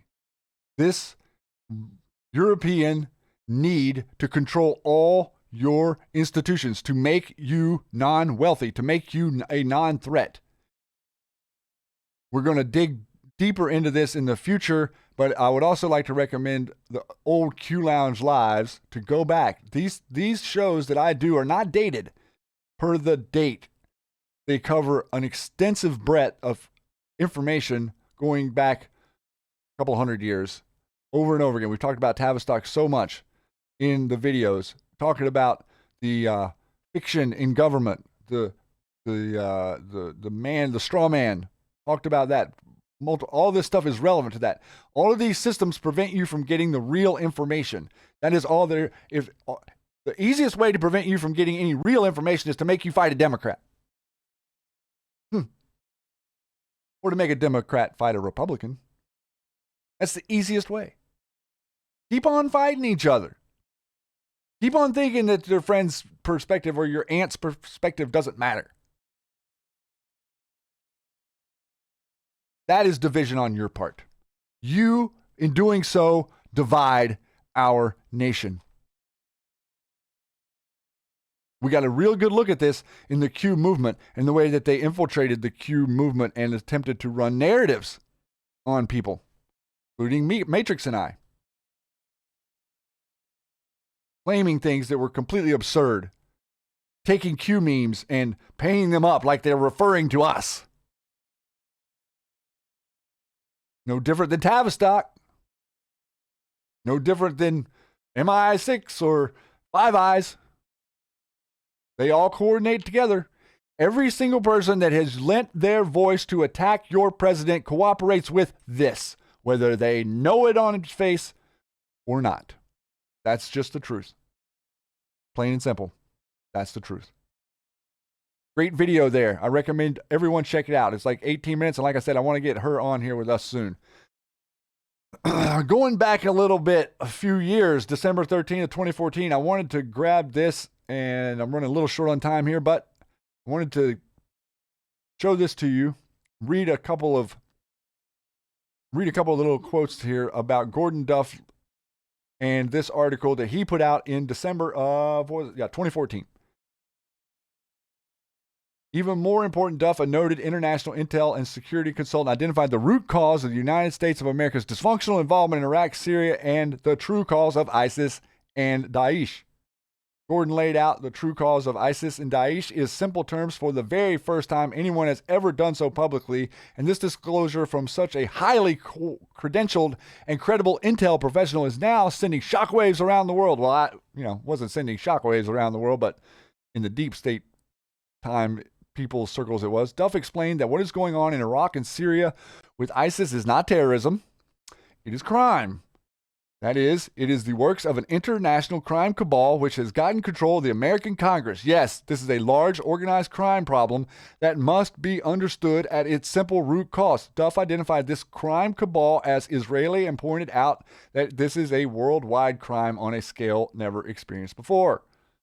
Also identified American generals being involved in organizing this, along with Senator No Name. Also pointed out the Secretary of Defense Hagel, who has resigned, was one that prevented the American bombing of Syria in response to the false flag gas attack. It is easy to imagine why Duff's frank disclosure in the keynote address that the real problem on the ground in Iraq, Syria is crime, and the handiwork of an international Israeli crime cabal immediately changed the tone of the conference. It is now sending shockwaves around the world, and this is the first time ever that these issues have been clarified for the Syrian security services and military as well as intel. In the days and weeks to follow, it is expected that such historic disclosure become hard to intel. So this was in 2014. And the organization of the crime cabal, ancient cabal, cartel, mob, mafia, same. No difference. People who love America, people who want to destroy America. Two clear sides. If you're a person who's on the side that wants to destroy America, it's not someone you're going to red pill. If you're talking to someone who loves America, that thinks that they're a Democrat, they're not intentionally destroying America. They have decided what they think, and they haven't decided to look at any other information since. And so we talk about all of this stuff. Oh yeah, here's another.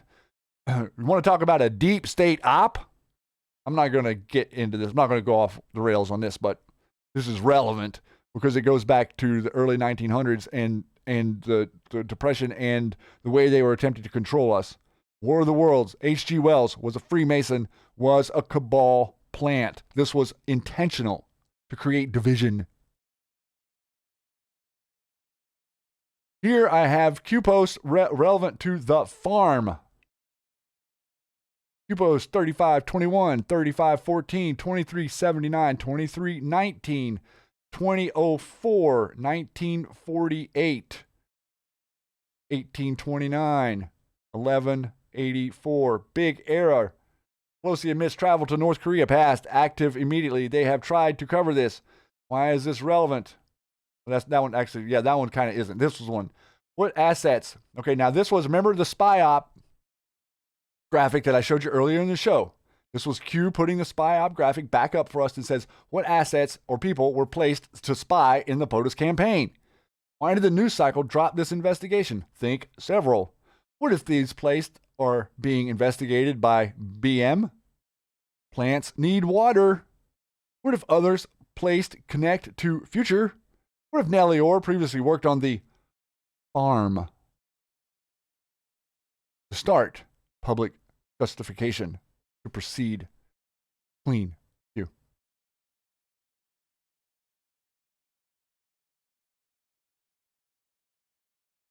Here it is in this post. I think it was in the middle here somewhere. It was like a little category of this one. What was it? There it is. How do you audit a foreign aid big block transfer? Did Rohini, this is talking about Iran, keep unknown comms as insurance? What agency collects all forms of data? What agency did Ad Snowden work for originally? Did he train on the farm? When did Ad Snowden join NSA? Define contractor, define PRISM program. What year did Snowden release specific details of PRISM? Mid-2013? Impact, limit NSA's ability to utilize and collect information. On what? On limit impact NSA's ability to work as the white hats. He exposed them trying to collect data on the cabal. Fake news push for congressional restrictions. Open source for push to create counter defense. Purpose, blue skies for clown op. Where are the clowns grown? Where do you grow a clown? Everything stated has meaning. What is the significance of Nellie Orr being fluent in Russian? Why would you tell us to learn Russian? Is Russian a common language to learn? When might this language be studied? What position might this language be useful? The farm requires select skill sets. This is about Blasey Ford, the Kavanaugh accuser. Ford herself, coached by the clowns. Farm, pre-family invite with internship assignment from Stanford. Clown-assisted sexual assault sleepers who are targeted based on trusted family backgrounds, geopolitical location relative to families of power, influence, ability to harvest, control, etc. Fantasy or reality? Normal to self-induced in stages to exhibit past trauma level. Events with friendly therapy sessions notated as undefined. Past trauma exerted to identify mind with feelings with target insertion.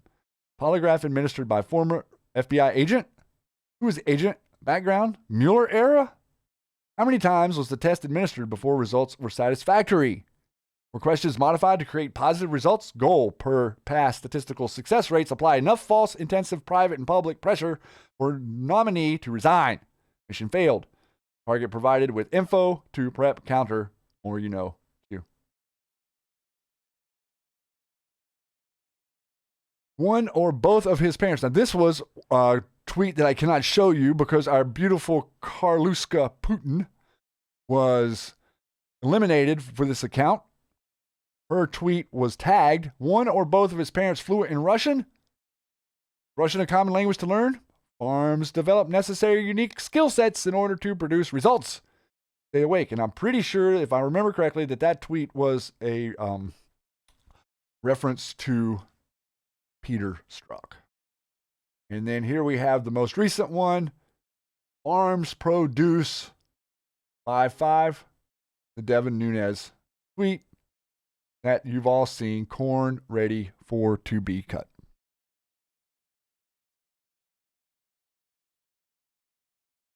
What's a farm?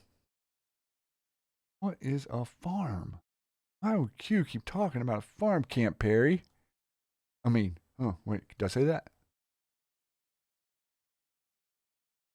Here's another article I'd like for you to check out. Spy games inside the simulated CIA town where young spies learn how to flip cars, gun down terrorists, and survive torture, and usurp your constitution on the daily. These people are teachers. People are janitors. These people work on computer systems. They are everywhere with different identities, consistently working for an end goal that you don't know what it is. Other than it's not constitutional and it is here to divide us.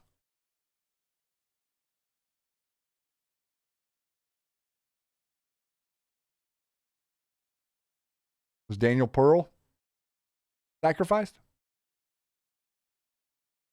He was an agent.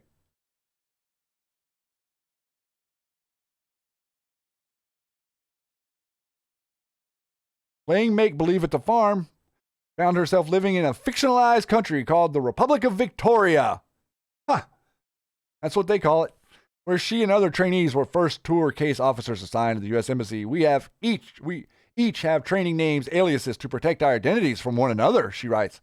But other than that, everything feels real. There's an actual embassy building with an American flag fluttering out front, actual town square with wooden gazebo. During the stint at the farm, trainees most in the 20s and 30s attend fictional embassy parties alongside diplomats where they identify targets of interest and recruit them as assets. Does that sound anything like a Halper, a Page, a Manafort, a Mifsud? Swamp creatures abound. Mods should be dropping this article. If you feel compelled to, please go read more. Share with your friends. What's a farm, Q says? Anons know exactly what a farm is. Well, we have an announcement from the Chinese state media. Get ready. Gun ownership out of control in the U.S. Huh. Really? I don't think that they mean your ability to protect yourself is out of control. China has sent a lot of operatives here. There are a lot of people walking around in America that are Chinese nationals that are attempting to get elected, that are attempting to get in government, that are attempting to get blackmail on other people in smaller governments and smaller towns across the country. Some of it funded by Soros. Gun ownership in America is not out of control. There is never going to be, listen, there's never going to be a person there to protect you.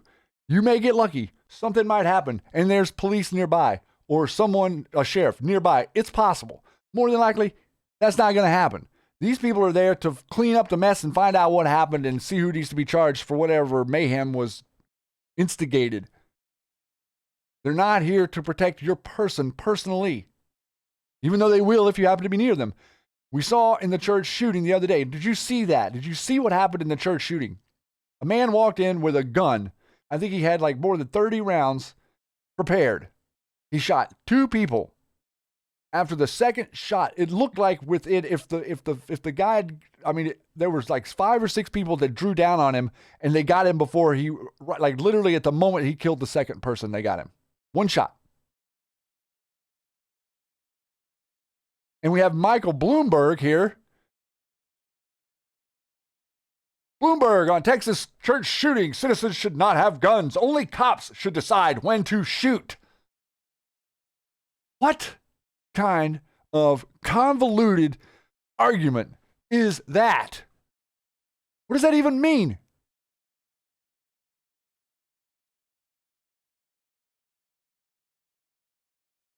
Here's a graphic talking about silent. And this is relevant to a recent Q post. Silent war continues. I think connected back to a lot of information from Bill Cooper, who was one of the first people to put up silent weapons for quiet wars. Another thing that we've covered here extensively on the Q Lounge.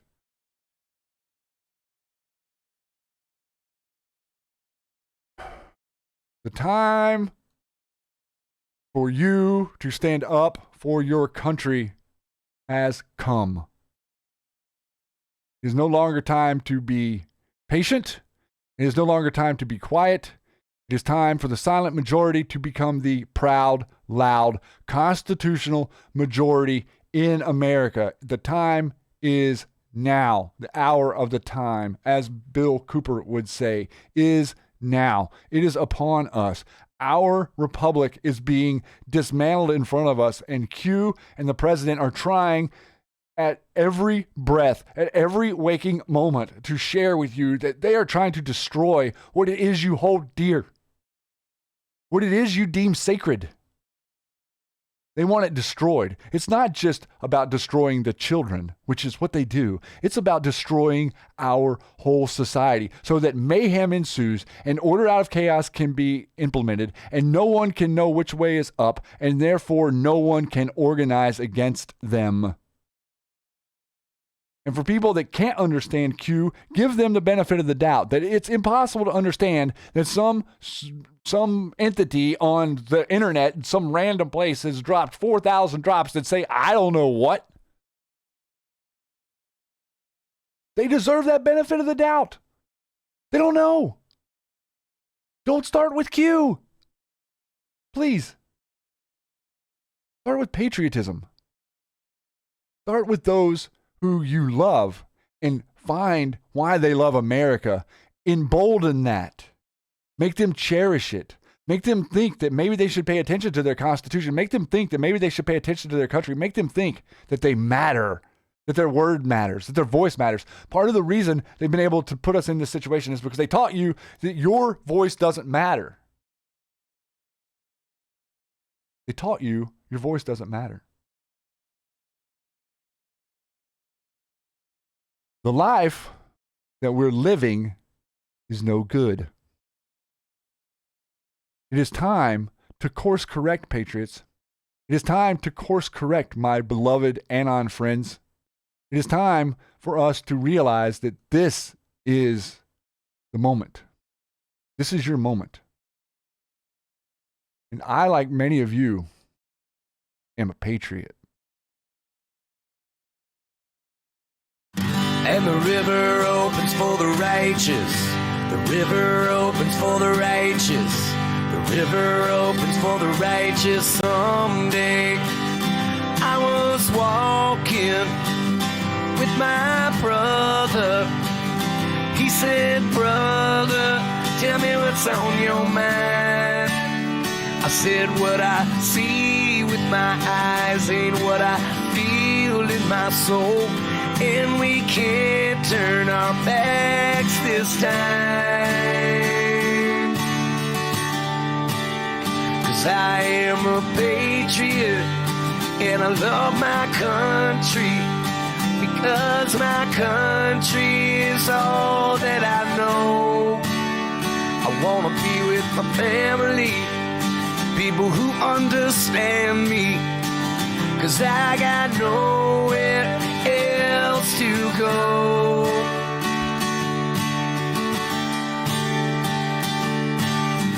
And the river.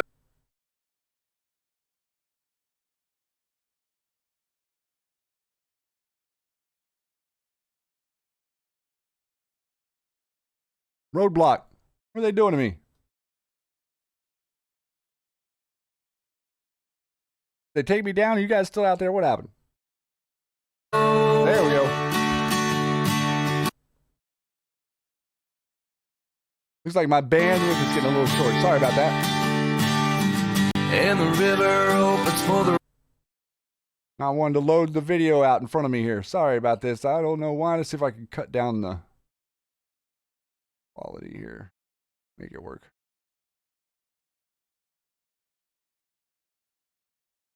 This is very important. Righteous. The river opens for the righteous. The river opens for the righteous someday. I was walking with my sister. She looked so fine. I said, tell me what's on your mind. She said, I wanna run like a lion, released from the cages. Released from the rages, burning in my heart tonight. 'Cause I am a patriot, and I love my country. Because my country is all that I know. I wanna be with my family, with people who understand me, 'cause I got nowhere else to go.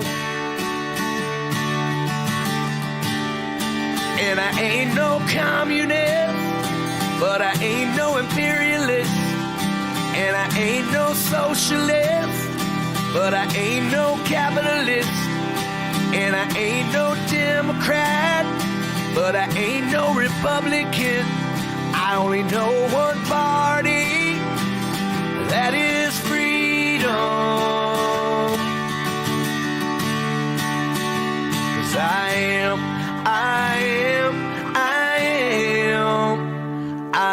am a patriot, and I love my country, because my country is all that I know. I wanna be with my family, people who understand me, 'cause I got nowhere else to go.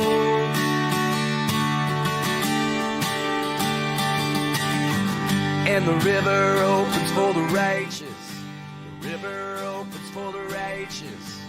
The river opens for the righteous someday.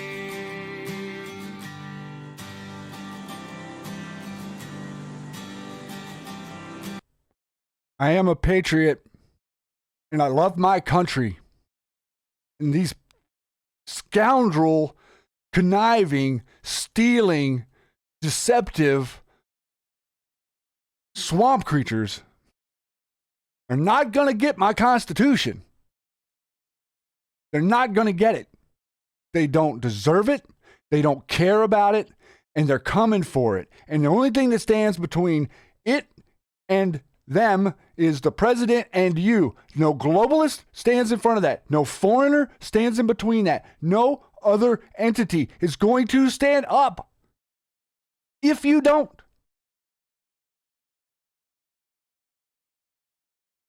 Our time is now. I am a patriot, and I love my country.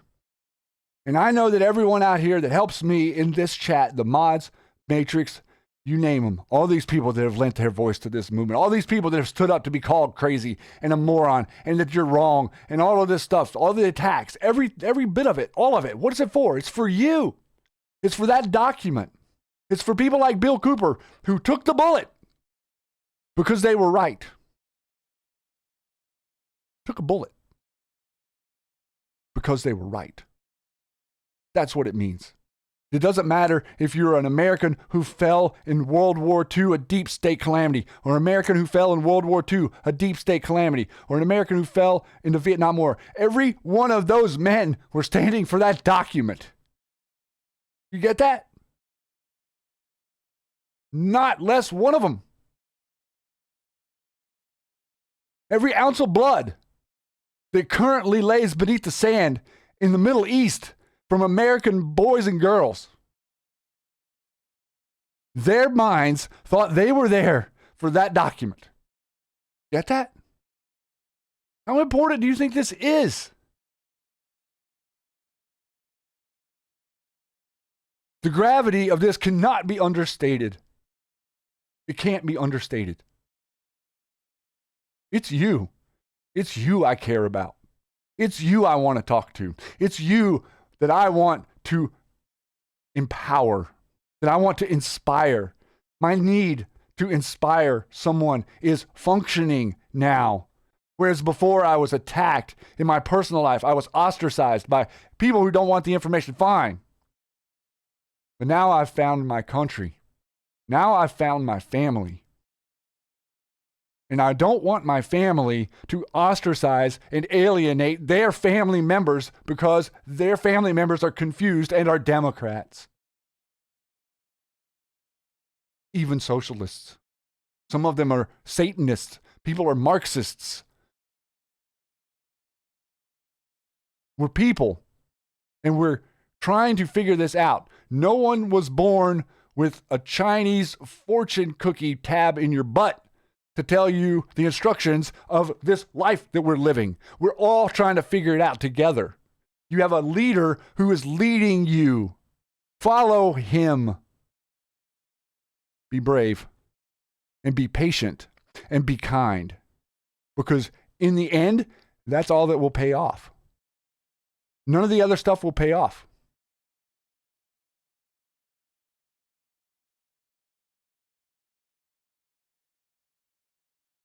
It's air. It's all air.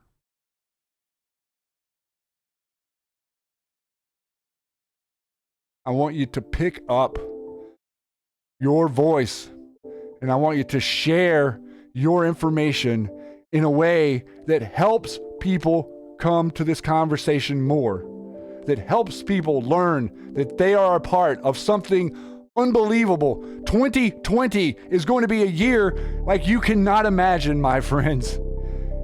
What is on the horizon is something so spectacular. We have exposed so much on this journey in just 2 short years. I am not impatient. I am a patriot, and I love my country. And I stand for her when I'm called to, and that's what I'm doing here. That's what Matrix and I do every day that we go on the air. We stand for our country, we stand for our president, and we stand for other people that are in the chat, that come to us on Twitter. We want real, true freedom, and there's no way to get it unless we fight for it. Thank you so much for joining me tonight, Anons. We went a little long tonight, but I had to get all of that in because there's a lot going on. And I'd like for you to please consider supporting our sponsors with Red Pill Living. In the comments below, we have some sponsors that are being very great to lend their products to our platform and to try to help them, products that are helpful to you, to help mitigate the descent of the body from being injected with poisons and toxins, chemicals that they deem safe. Take care of yourself, ladies and gentlemen. I love you more than you could ever know. Please feel free to comment and post in the comments below. If someone asks you a question, please help them out. If you can answer them, if not, maybe point them to one of us that maybe we can. But we want to spread the notion that there's a clear line between the truth and the lie. The lie is that they are the global elite. The truth is that you're the global elite, Anons. You are the people that stand for freedom. You're the people that stand for liberty. You're the people that stand for the Constitution. I am a constitutionalist. Much love to all the great moderators out there who have brought you some amazing sauce. I know I kept them busy tonight, and they are proud to do it. You have no idea how proud these people are to help in this fight. There is nothing but love. There is nothing but love. And if you can achieve that, you've conquered all, ladies and gentlemen. Find love and then share it, because there's nothing going to take a deep state down faster than that. Much, much love, my glorious friends and neighbors. And we'll see you next time on the Q Lounge Live. Good night.